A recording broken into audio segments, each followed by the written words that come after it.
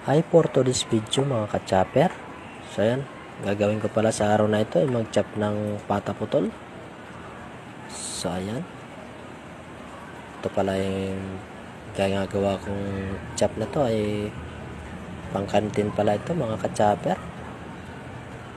Kaya medyo katantama lang ang chop ko dito. Ito pala yung request ng suki natin. So ayan, sa mga gusto pala bumili ay dito lang matatagpuan ang meat chop na ito sa Espino number 53. Ito lang yan sa kabahan ng Espino Street, Central Signal. Sa Titing Meat Shop lang yan tatagpuan.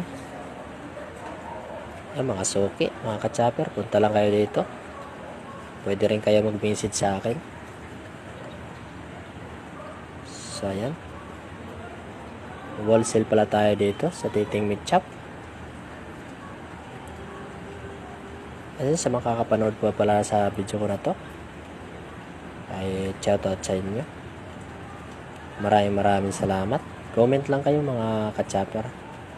So hanggang dito na lang pala ang video ko na to. Maraming salamat. God bless.